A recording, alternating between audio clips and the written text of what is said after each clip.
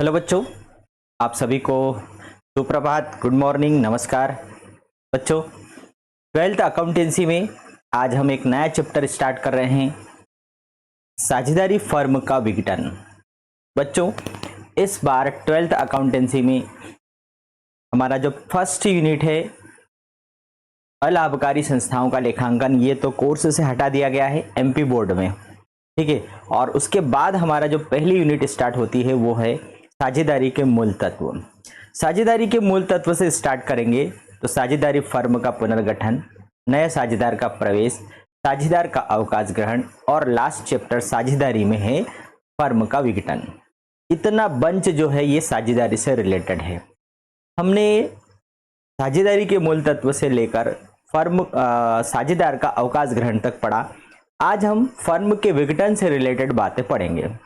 Firm के विघटन के समय क्या होता है, क्या करना पड़ता है, या फर्म का विघटन किसे कहा जाता है, ये सारी बातों को आज हम समझने वाले हैं। तो आप सभी का वेलकम है चौहान एकेडमी खंडवा में। स्टूडेंट्स, देखिए, साझेदारी फर्म का विघटन या साझेदारी फर्म का समापन क्या होता है, तो हम उसका मीनिंग देखते हैं कि साझेदारी के विघटन का अर्थ क्या होता है। बच्चों, यहाँ पर दो शब्द आपको मिलेंगे, एक तो साझेदारी का विघटन और दूसरा मिलेगा फर्म का विघटन। इन दोनों को हमें समझना है। अब सिंपल सी बात हम समझ लेते हैं कि साझेदारी किसे कहते हैं। साझेदारी मतलब कम से कम 2 और अधिक से अधिक 50 लोगों के मध्य समझौते के अंतर्गत किया जाने वाला व्यापार, उसे हम बोलते हैं साझेदारी। अब यहाँ पर ये जो साझेदारी, उनके बीच में जो समझौता हुआ है उसमें यदि कुछ भी परिवर्तन होता है, उनके बीच के संबंधों में कुछ परिवर्तन होता है, तो यहाँ पर उनका जो समझौता है वो विघटित हो जाता है, समाप्त हो जाता है।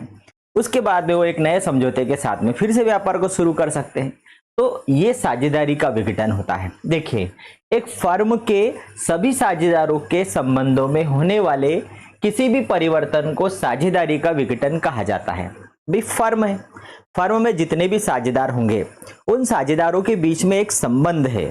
संबंध है मतलब कि वो भाई बहन, मामा मामी, काका काकी, ऐसा संबंध नहीं है। फर्म के अंदर जो साझेदार है उन साझेदारों के बीच में कौन सा संबंध है, तो उनके बीच में शर्तों का संबंध है, अनुबंध का संबंध है। उन्होंने कुछ शर्तें तय करी है, उन्होंने कुछ अनुबंध तय किया है। तो एक साझेदारी फर्म में सभी साझेदारों के बीच जो संबंध है उसमें किसी भी प्रकार का यदि परिवर्तन होता है तो वो परिवर्तन कहलाता है साझेदारी का विघटन। साझेदारी का विघटन, ठीक है। अब इस प्रकार जब भी एक नए साझेदार का फर्म में प्रवेश होता है, कोई साझेदार अवकाश ग्रहण करता है, उनके लाभ हानि विभाजन अनुपात में परिवर्तन होता है, तो ऐसी कंडीशन में साझेदारी का विघटन हम मानते हैं और इसे ही हम साझेदारी का पुनर्गठन कहते हैं। अब हम आगे चलते हैं, अगला वर्ड हमारे सामने आ रहा है, वह है फर्म का विघटन। अब बच्चों, फर्म मतलब पूरी दुकान ही हो गई, ठीक है। अब साझेदारों से मिलकर फर्म बनी है। अब वो जो फर्म है, वो फर्म को यदि आप विघटित कर देंगे, मतलब आप दुकान को ही बंद कर देंगे, इसका मतलब फर्म का विघटन का मतलब आपको एक ही वर्ड में बताऊंगा, व्यवसाय का बंद होना। फर्म का विघटन मतलब व्यवसाय बंद कर देना। अब आगे कोई भी साझेदार उसी नाम से उसी प्रकार का व्यवसाय नहीं कर पाएगा। तो फर्म के विघटन का अर्थ है फर्म के व्यवसाय का बंद होना। व्यवसाय का बंद होना, आप एक शब्द में समझ जाना उसको। जब सभी साझेदारों का फर्म से संबंध विच्छेद हो जाता है, साझेदारों के बीच में जो संबंध था वो सभी साझेदारों के बीच का सारा संबंध समाप्त हो गया। इसका सामान्य अर्थ हुआ सभी साझेदारों के मध्य साझेदारी की समाप्ति। सभी साझेदारों के मध्य साझेदारी क्या हो गई, समाप्त हो गई।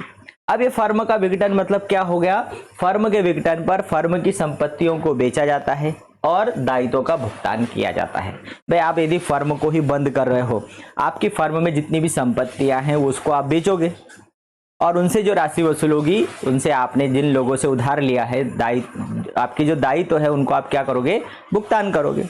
तो संपत्तियों को से वसूली करना और दायित्वों का भुगतान करना, ये फर्म के विघटन में होता है। अब ये भारतीय साझेदारी अधिनियम 1932 की धारा 39 के अनुसार एक फर्म के सभी साझेदारों के बीच साझेदारी का टूटना ही फर्म का विघटन कहलाता है। सभी साझेदारों के बीच साझेदारी का जो टूटना है वो फर्म का विघटन कहलाता है। ठीक है, अब यहाँ पर साझेदारी का समापन और फर्म का समापन, इन दोनों में अंतर बताया है कि इन दोनों में अंतर क्या है। भाई अभी हमने एक छोटा सा अंतर समझा कि साझेदारी का समापन क्या होता है और फर्म का समापन क्या होता है।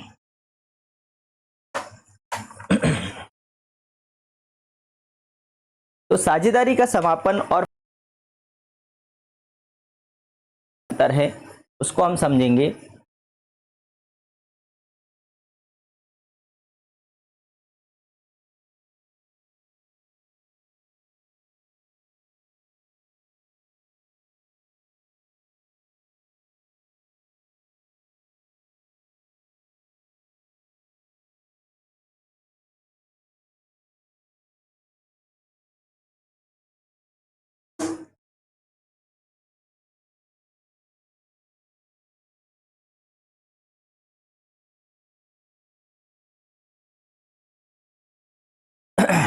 अब ये दोनों में क्या अंतर है उसको हम देख लेते हैं। देखिए, अर्थ, तो साझेदारी का समापन मतलब साझेदारी के समापन से आशय साझेदारों के मध्य वर्तमान संबंधों में परिवर्तन होना है।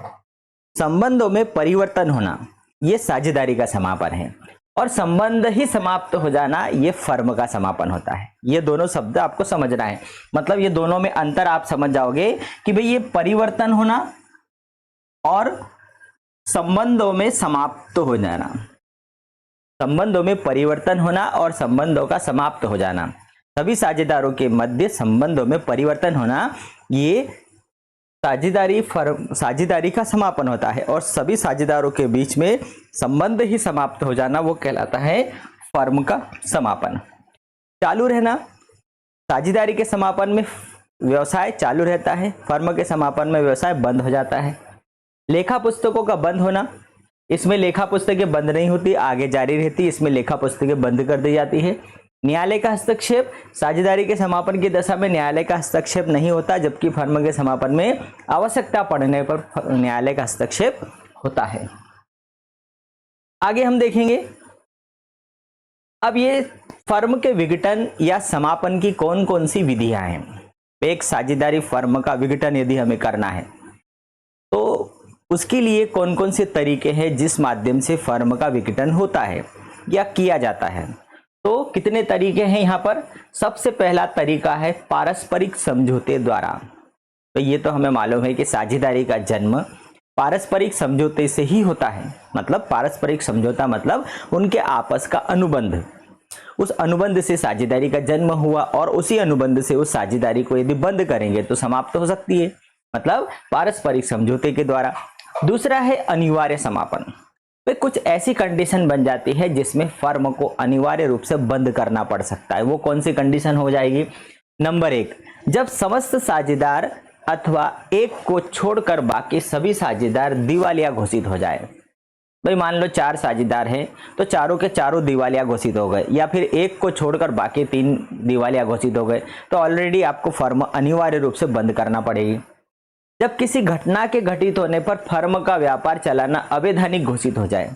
तो हमने साझेदारी फर्म की विशेषताएं जब पढ़ी थी, उसमें एक विशेषता थी व्यापार कौन सा होना, वैध व्यापार होना। भाई नहीं तो 4 चोर मिलकर चोरी का काम भी करेंगे और कोर्ट में जाकर बोल देंगे कि ये तो हमारी साझेदारी है, तो कोर्ट क्या उनको छोड़ देगा। नहीं, आपका व्यापार वैध होना चाहिए, लीगल होना चाहिए। तो आप किसी भी घटना से, मतलब आपने किसी अन्य व्यक्ति से सौदा किया और वो सामने वाला व्यक्ति कोई गैर कानूनी काम में लिप्त पाया गया, वो यदि पकड़ाएगा तो आपको भी पुलिस पकड़ेगी, मतलब आपका जो व्यापार भी अवैधानिक माना जाएगा। तो ऐसी घटनाओं के घटित होने से आपकी साझेदारी क्या हो जाएगी, अवैधानिक हो जाएगी। व्यवसाय आपका जो व्यापार है अवैधानिक हो जाएगा। मतलब साझेदारी अधिनियम 1932 में जो विशेषताएं उसकी दी गई, उन विशेषताओं के अगेंस्ट यदि आप जाएंगे तो आपका जो व्यापार है, आपकी साझेदारी इल्लीगल मानी जाएगी और आपको अनिवार्य रूप से उसको बंद करना पड़ेगा। तीसरा है सूचना द्वारा विघटन। भाई फर्म का निर्माण, यदि आपकी साझेदारी ऐच्छिक साझेदारी है कि आपकी जब तक इच्छा होगी तब तक आप साझेदारी चलाएंगे, आपकी जब इच्छा होगी तो आप एक सूचना के द्वारा फर्म के विघटन का आवेदन देंगे, सूचना देंगे और फर्म विघटित हो जाएगी। कोई भी साझेदार ऐसी सूचना देगा कि अब हम फर्म बंद करना चाहते हैं, उस दिन फर्म बंद हो जाएगी। तो ये सूचना द्वारा हो गया। अब चौथा आता है तीसरा आता है, चौथा कौन सा, आकस्मिक घटनाओं के घटित होने पर। भाई कोई सी अचानक ऐसी घटना घट गई जिससे कि क्या हो गया, नंबर 1 किसी साझेदार की मृत्यु हो गई। भाई किसी साझेदार की डेथ हो गई, अब बाकी 3 साझेदारों का मन नहीं लग रहा है कि नहीं अब फर्म को बंद करना है तो बंद कर दो। भाई साझेदार, किसी एक साझेदार की मृत्यु होने पर अनिवार्य रूप से फर्म बंद नहीं होती, लेकिन बचे हुए साझेदारों की इच्छा पर डिपेंड करता है कि उसको चालू रखे या नहीं रखे। तो एक साझेदार की मृत्यु होने पर यदि उनको बंद करना है तो बंद कर सकते हैं। ये अलग अलग तरीके फर्म के समापन के। किसी साझेदार की दिवालिया होने पर, एक साझेदार दिवालिया हो गया, अरे यार मूड खराब कर दिया, अब चलो अपन भी बंद कर देते हैं। मतलब ये इस प्रकार से किसी साझेदार की मृत्यु पर, किसी साझेदार के दिवालिया होने पर, किसी निश्चित समय की समाप्ति पर, तो आपने जो साझेदारी स्टार्ट करी है 4 साझेदारों ने, 5 साझेदारों ने, 50 साझेदारों ने मिल करके, और एक निश्चित समय के लिए कि भाई हम 12 महीने के लिए साझेदारी चलाना चाह रहे हैं, 5 साल के लिए चलाना चाह रहे हैं, तो आपका जहां समय समाप्त हुआ आपके बीच की साझेदारी समाप्त हो जाएगी। इस कंडीशन में आप फर्म का समापन कर देंगे। और चौथा है निश्चित कार्य के पूरा होने पर। आपने किसी कार्य का ठेका ले लिया, ठीक है। फॉर एग्जाम्पल जैसे आजकल गवर्नमेंट जो सूचनाएं निकालती है उसको हम क्या बोलते हैं, टेंडर, रोड बनाने का, ब्रिज बनाने का, पुलिया बनाने का, डैम बनाने के, तो बड़े बड़े जो टेंडर निकलते हैं गवर्नमेंट के, तो टेंडर में कोई एक व्यक्ति का पैसा नहीं रहता है, तो 10 लोग 50 लोग मिल करके पैसा लगाते हैं, तो वो उनकी एक पार्टनरशिप शुरू करते हैं। तो वो पार्टनरशिप किस लिए शुरू हुई है, वो रोड बनाने के लिए, वो ब्रिज बनाने के लिए, वो पुलिया बनाने के लिए, वो डैम बनाने के लिए, किसी बिल्डिंग को बनाने के लिए वो शुरू हुई है। अब वो कार्य जहां समाप्त होगा उनकी पार्टनरशिप समाप्त हो जाएगी। तो कार्य पूरा होने पर, समय के समाप्त होने पर, किसी साझेदार के दिवालिया होने पर या किसी साझेदार की मृत्यु होने पर फर्म का समापन हो जाता है। ये संयोग द्वारा, इसको क्या कहा जाता है, आकस्मिक घटना, या फिर इसको आकस्मिक घटनाओं को हम क्या बोलते हैं, संयोग।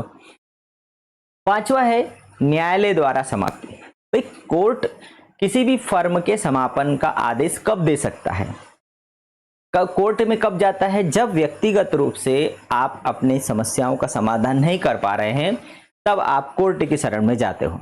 इसी प्रकार से कोई साझेदार अपनी समस्या का समाधान नहीं कर पा रहा है, या उनके बीच जो अपने बाकी साझेदारों के बीच वो समस्या को रखता है, और वहां यदि उसकी समस्या का समाधान नहीं होता है तो वो कोर्ट में चला जाता है, कोर्ट में शिकायत करता है कि कौन कौन सी शिकायत कर सकता है, साझेदार के पागल होने पर, वे हमारी साझेदारी में जो साझेदार है वो पागल हो गया है। तो ऐसी सूचना मिलने के बाद में कोर्ट जांच करता है और उसके बाद वो फर्म के समापन का आदेश दे देगा। साझेदार के स्थायी रूप से अयोग्य घोषित होने पर, कोई साझेदार परमानेंटली माइंड से डिस्टर्ब हो गया है, उसके बाद भी वो साझेदार बन रहा है, साझेदार है, ऐसी कंडीशन में आप साझेदारी की जो विशेषताएं हैं उनका उल्लंघन कर रहे हो कि भाई साझेदार कौन बन सकता है, जिसके अंदर अनुबंध करने की क्षमता हो। यदि आप मानसिक रूप से अस्वस्थ हैं, अयोग्य हैं, या फिर आप किसी ऐसे गैर कानूनी काम में लिप्त है, तो आप साझेदार नहीं रह सकते। अब मान लो उसके बावजूद भी वो साझेदार है और कोई साझेदार इस पर आपत्ति लेता है, उसके बाद भी बाकी साझेदार नहीं सुनते, तो कोर्ट में जाकर सूचना देगा कि ये व्यक्ति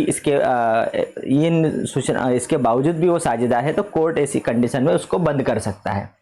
साझेदार के दुराचरण के आधार पर, समझौता भंग करने पर, अपने भाग के हस्तांतरण होने पर, तो हमारी विशेषताओं में था कि साझेदारी में कोई भी साझेदार अपने हित का हस्तांतरण नहीं कर सकता। मतलब मैं हूं, मेरी जगह में मेरे लड़के को साझेदार बना के भेज दूं, ऐसा नहीं होता। हित का हस्तांतरण में किसी दूसरे को नहीं कर सकता, ये साझेदारी में होता, ये नियम है।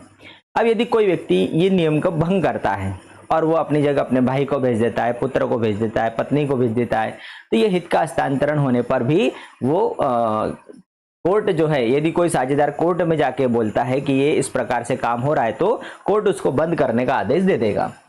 व्यवसाय में निरंतर हानि हो रही हो, उचित एवं न्यायोचित आधार पर, और भी न्यायालय यदि उचित समझे तो इस आधारों पर कोर्ट उसको बंद करने का आदेश दे देगा। ठहराव द्वारा हमने शुरू में ही देख लिया, अनुबंध के द्वारा, ठहराव के द्वारा, उनके बीच में जो ठहराव हुआ है उसके आधार पर। अब हम चलते हैं अगला पॉइंट हमारे पास। अभी तक हमने क्या समझा, साझेदारी का विघटन और फर्म का विघटन, दोनों में अंतर, और उसके बाद हमने देखा फर्म के विघटन की रीतियां या फर्म के विघटन की विधियां कौन कौन सी है।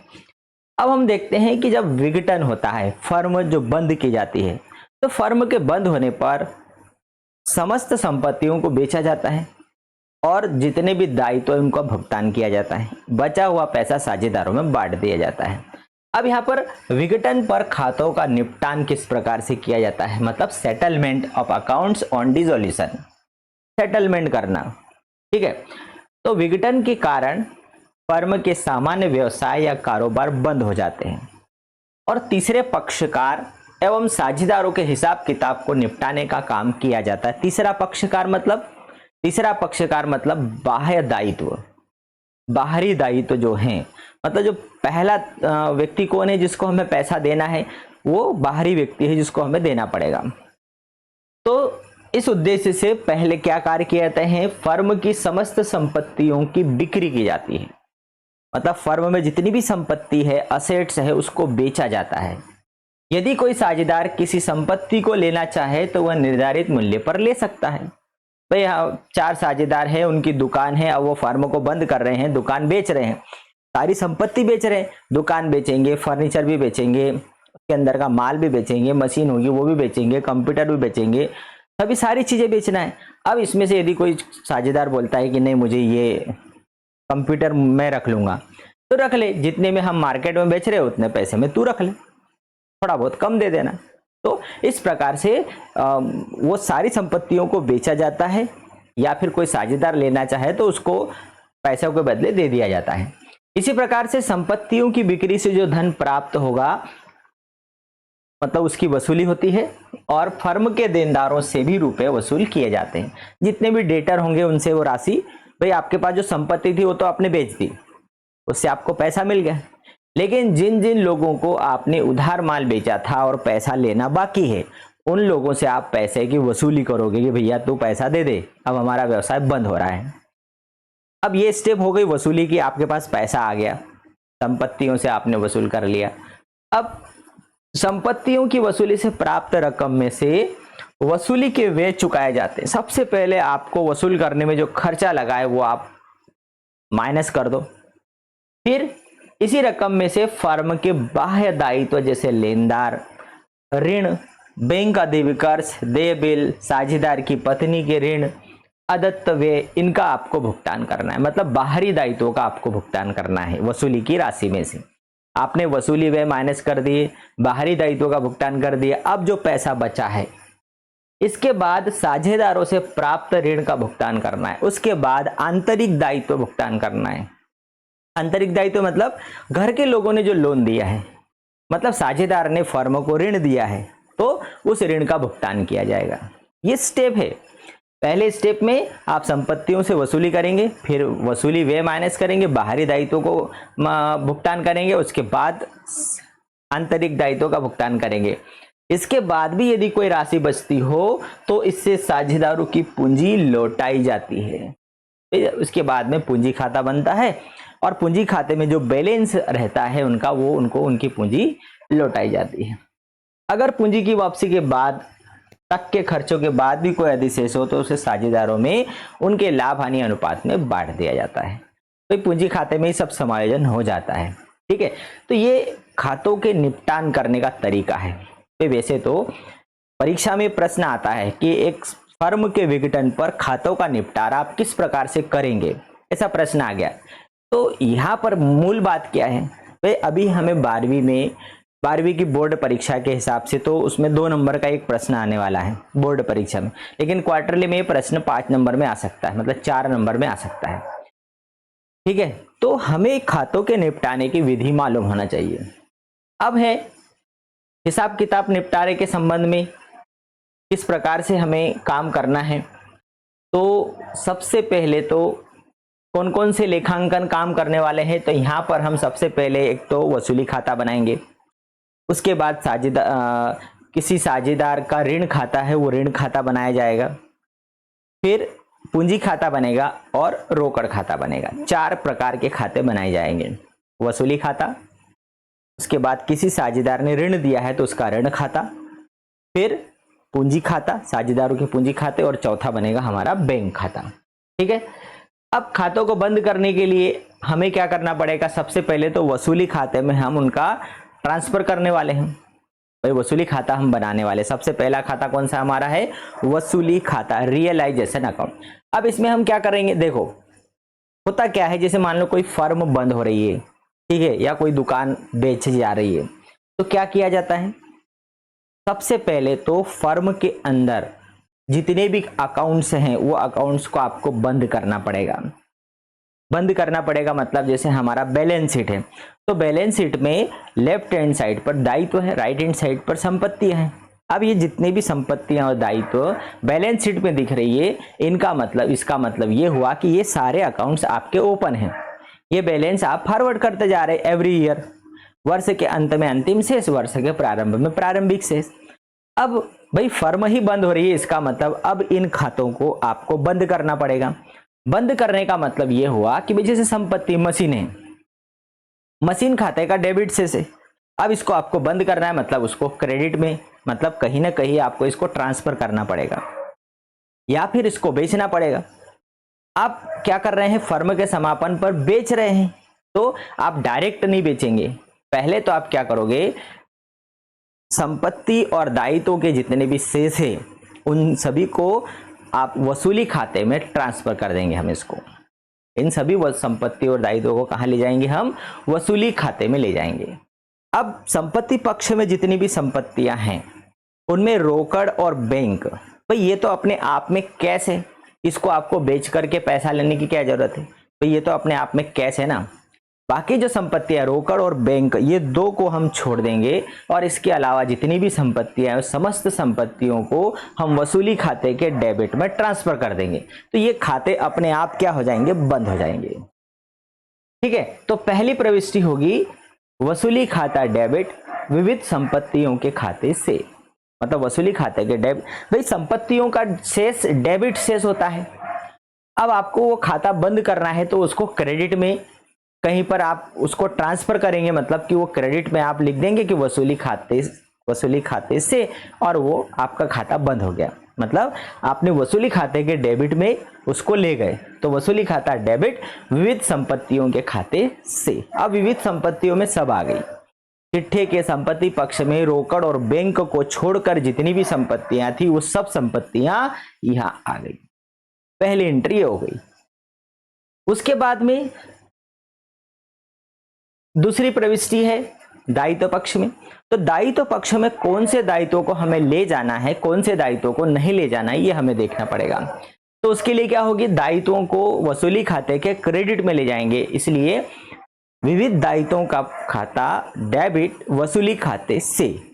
अब विविध दायित्वों में कौन से दायित्व, मतलब बाहरी दायित्व, जितने भी बाहरी दायित्व, देय विपत्र है, लेनदार है, बैंक अधिविकर्ष है, किसी अन्य व्यक्ति से आपने ऋण लिया हुआ है, ये समस्त दायित्वों को आप वसूली खाते के क्रेडिट पक्ष में ले जाएंगे, बाहरी दायित्व।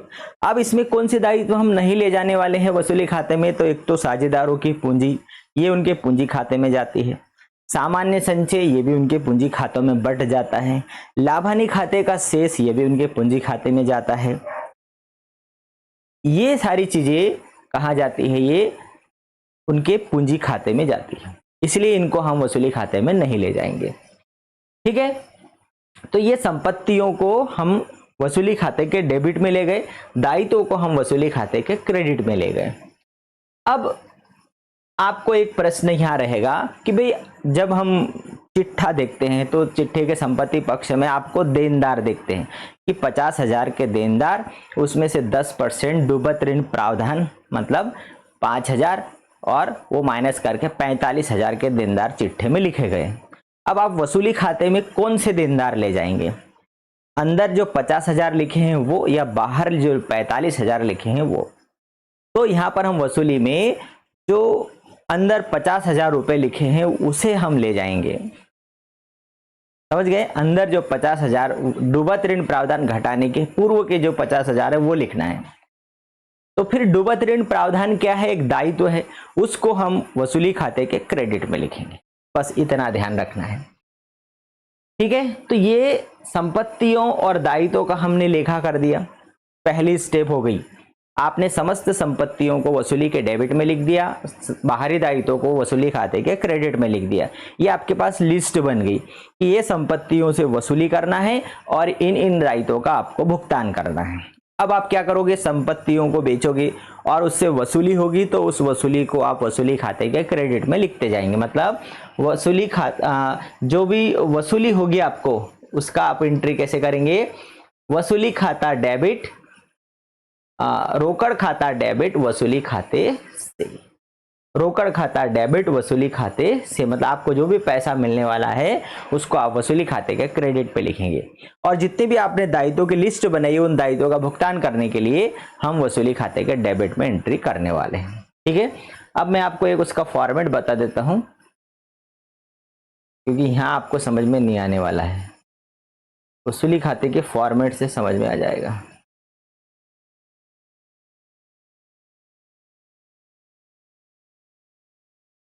ये देखिए वसूली खाते का नमूना,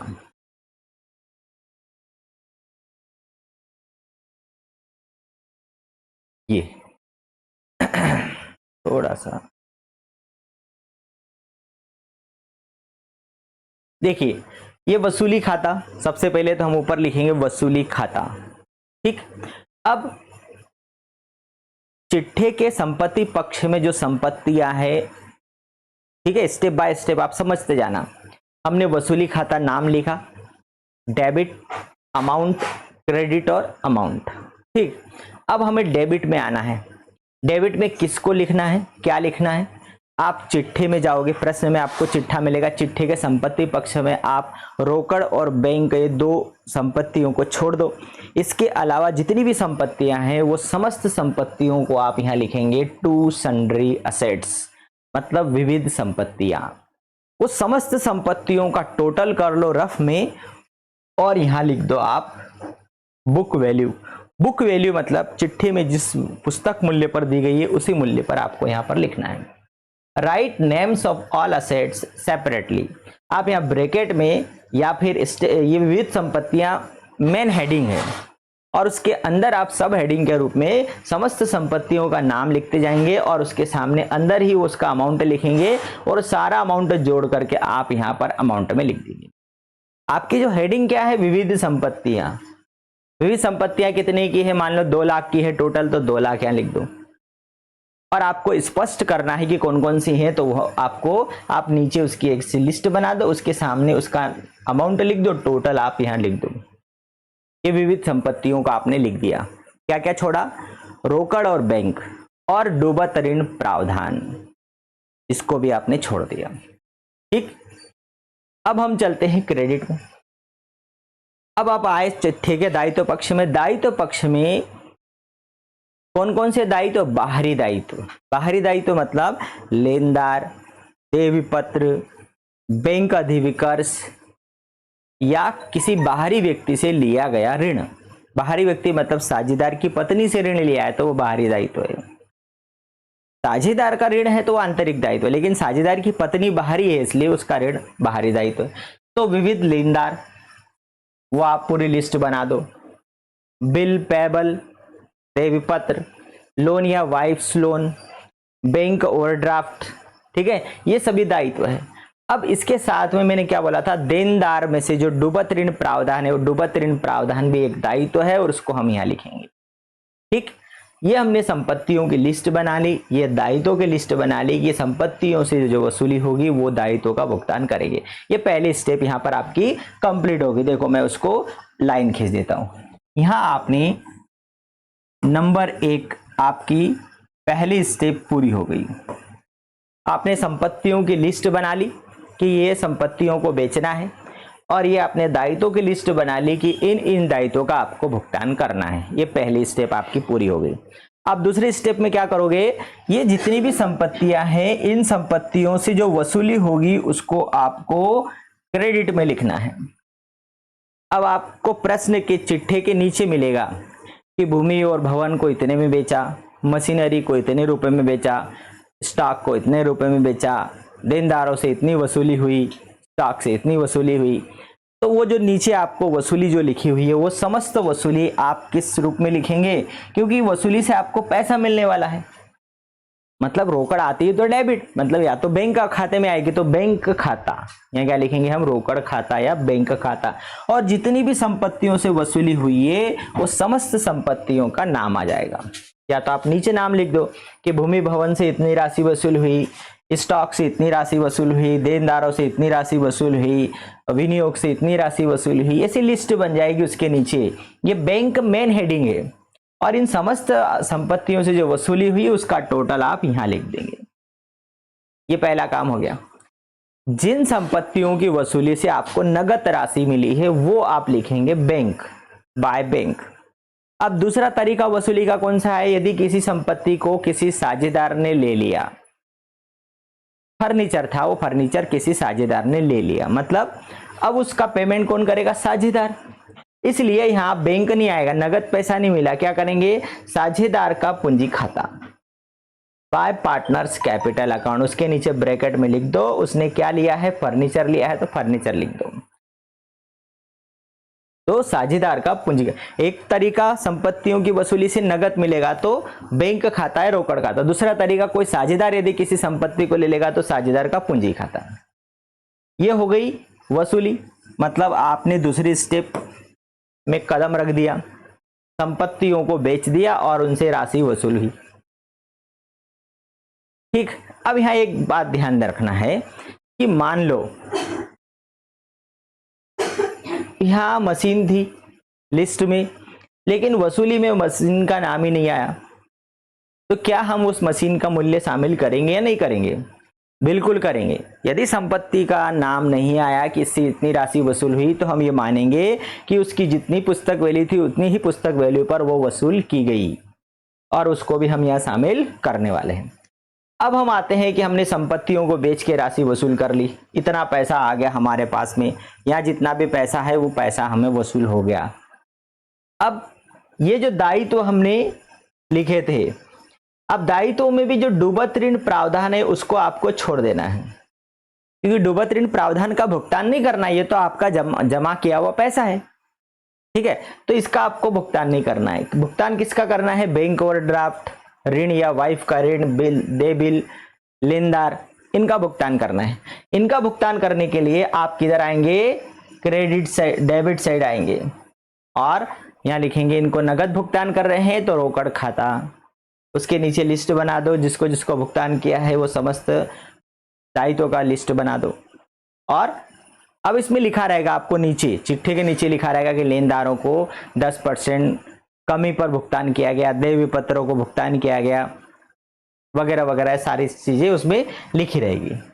अब यदि मान लो किसी दायित्व के भुगतान करने की जिम्मेदारी किसी साझेदार ने ले ली, तो यहां पर हम लिखेंगे साझेदार का पूंजी खाता। जिस प्रकार से किसी संपत्ति को कोई साझेदार ले सकता है, उसी प्रकार से किसी दायित्व के भुगतान की जिम्मेदारी भी साझेदार ले सकता है, तो यहां पर लिखेंगे साझेदार का पूंजी खाता। इसमें भी एक बात ध्यान रखना पड़ेगी, मान लो कि उन्होंने कुछ भी नहीं लिखा, आपको नीचे दायित्व के भुगतान के बारे में साइलेंट है कि दायित्व का भुगतान किया गया, नहीं किया गया, कितना किया गया, इस बारे में कोई स्पष्ट उल्लेख नहीं है, तो आप क्या मानोगे कि इनको इसी मूल्य पर भुगतान कर दिया गया, जिस मूल्य पर यहां दिखाया गया है इसी मूल्य पर आपने उसका पूर्ण भुगतान कर दिया गया और बैंक खाता, और आप इस जितनी भी अमाउंट थी ये सारे अमाउंट आपने भुगतान करी। फिर एक और चीज कौन सी बची है? वसूली व्यय। वसूली व्यय भी आएंगे, बैंक खाता, रियलाइजेशन एक्सपेंसेस, मतलब वसूली व्यय, जितने भी वसूली पर व्यय हुए हैं वो वसूली व्यय का भुगतान भी आप, तो यहां पर एक तो बैंक दायित्वों के भुगतान में, दूसरा वसूली व्यय, तीसरा साझेदार का पूंजी खाता, ये तीन बातें आएगी। और इसके बाद जो बैलेंस निकलेगा, यदि ये वाला क्रेडिट पक्ष बड़ा है तो वसूली पर लाभ होगा, वो साझेदारों के लाभारी अनुपात में उनमें बांट देंगे, और यदि डेबिट पक्ष बड़ा हुआ तो वसूली पर हानि आएगी, वो उनके पूंजी खातों में ट्रांसफर हो जाएगा। बस ये हमें समझना है और इसी आधार पर हमें प्रश्न को करना भी है कि किस प्रकार से प्रश्न किया जाता है। ठीक है, तो आप लोगों को भाई आज हमने थ्योरी पढ़ा, ठीक है, कि वसूली खाता किस प्रकार से बनाया जाता है। कल हम इसी से रिलेटेड एक क्वेश्चन करेंगे, बस एक क्या बहुत सारे क्वेश्चन, वसूली खाता किस प्रकार से बनाया जाता है वो हम सीखने वाले हैं। तो कल की क्लास में हम मिलेंगे और वसूली खाता किस प्रकार से बनाया जाता है वो हम देखने वाले हैं, करने वाले हैं। ठीक, तो नेक्स्ट वीडियो में हम फिर मिलेंगे। आपको वीडियो अच्छा लगे तो आप उसको लाइक करें, शेयर करें और सब्सक्राइब करना ना भूलें। दोस्तों अभी क्वार्टरली एग्जाम होने वाला है 19 सितंबर से। हमारा जो शैक्षणिक कैलेंडर है उसमें 19 सितंबर से क्वार्टरली एग्जाम का टाइम टेबल है। तो 19 सितंबर के पहले क्वार्टरली एग्जाम में हमारा कितना सिलेबस आने वाला है, तो जो फर्म का समापन है यहाँ तक का सिलेबस आएगा। मतलब सितंबर में आपका कौन सा चैप्टर है, फर्म का समापन है, मतलब यहाँ तक का आपका कोर्स आने वाला है। तो अभी इस वीक में हम फर्म का समापन समाप्त करके नेक्स्ट वीक से जितने भी ऑब्जेक्टिव आते हैं, क्योंकि आपको ब्लूप्रिंट मालूम है 32 नंबर के ऑब्जेक्टिव आते हैं, तो हम साझेदारी के मूल तत्व से लगा करके फर्म के समापन तक के जितने भी ऑब्जेक्टिव क्वेश्चन है उन समस्त ऑब्जेक्टिव की हम तैयारी करने वाले हैं, जिसमें विकल्प, रिक्त स्थान, सही जोड़ी, सत्य सत्य, एक वाक्य वाले समस्त। ठीक है, और उस समय हम लाइव मिलेंगे। अभी मैंने आपको रिकॉर्डेड वीडियो डाला, उस समय हम लाइव मिलेंगे और उस लाइव में आप भी जवाब देंगे और हम उसकी तैयारी करेंगे। ठीक है, तब तक के लिए have a good day, bye.